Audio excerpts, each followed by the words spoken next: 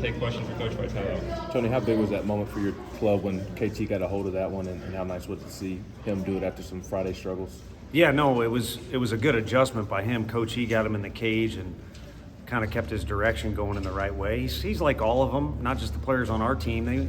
College baseball's grown into this amazing thing, and all these guys have all this energy bottled up, and they want to kind of come out of the gates and do big things. And with that, you see some guys kind of getting outside of themselves a little bit. But I think that kind of kept him centered. And that moment really kind of encapsulated everything we wanted today to be about. It was 1-1 going into Sunday. You want to come out with a series win. And then also anytime you lose or take one on the chin, you want to respond the right way. And he responded after we took one on the chin, and we're down 2-0 after losing last night. And again, you saw his preparation and his focus like a lot of the other guys, ready to go. I mean, I'm rambling, but I'm just kind of going over the weekend in my head. It was very obvious what our team's approach was before the game Friday.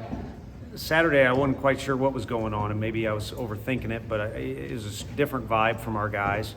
And then today, I wasn't sure how it was going to go because they seemed angry a little bit and determined, I guess, now that I see how we played. But they didn't like that last night went on. I didn't either.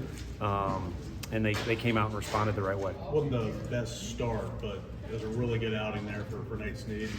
Even getting out of trouble in the seventh. What did you see from him from your vantage point? Yeah, I mean, and I don't say this facetiously. I mean, any start, obviously Xander goes out and throws the first pitch of the game.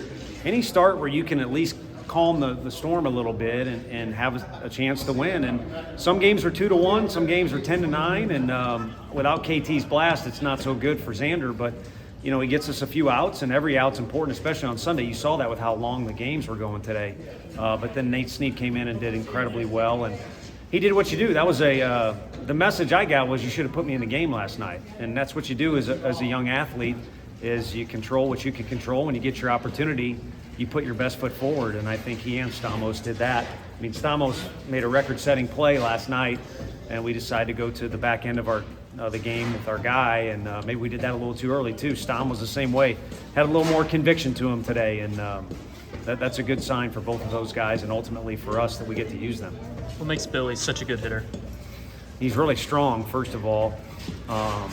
Reminded us when we were recruiting him of Trevor Story, who's from this area, and it took Trevor a while having seen him, to get as physical as Billy is right now. And I mentioned earlier in one interview or another, Q and he got hooked up, and he's really taken well to his conditioning, and I think it's affecting his defensive base running as much as the hitting, but he's always hit.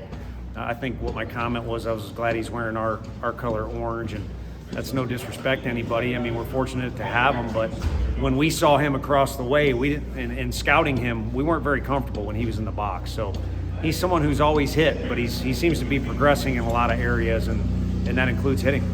What did you see from Samo defensively this weekend? And do you feel like it was a statement weekend as maybe y'all get some guys back in the mix for him to maybe stay at shortstop? Yeah, I think, he's matured a lot since his first day on our campus, and I think that applies to a lot of different ways, but one is in accepting the fact he'll do whatever he's got to do to help the team, and I still think he's going to play a variety of positions before the end of the year is over with.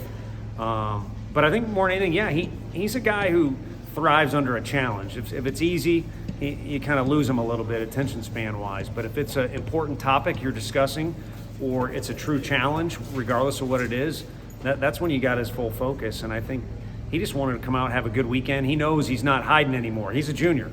And like a few other guys, Billy included, this is his team. And I think he's taking pride in whatever he's doing out there. Had a really good weekend all around. I think he could have scored on a pass ball. Other than that, I don't know that he did much wrong up there. You see some good pitching. You're not going to get a hit every time up. What went into the decision to move Dreiling up to the 2 spot, maybe Burke down, and just kind of trying to find the best order for your guys? Yeah, and we've tried that lineup with Dreiling in the 2-hole a little bit, and he's always aggressive at the plate and swinging the bat, and Burke's probably been over-aggressive. And I think sometimes guys look for that permission to be confident or that permission to relax and play a little bit. And last year he took the world by storm coming out of the gates. That's Blake Burke I'm referring to.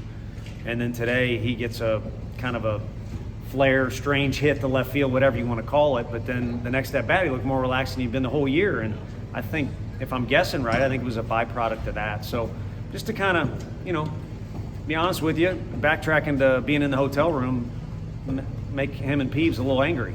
Because anybody could raise their hand and say, I deserve to be 2, 3, or 4 or up in the top half of the order.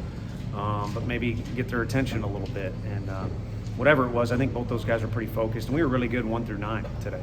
What did you see from Xander in those first 2 innings? A couple times with 2 strikes, maybe being too fine or trying to strike a guy out. Baylor's like us. I mean, they were taking really good swings too.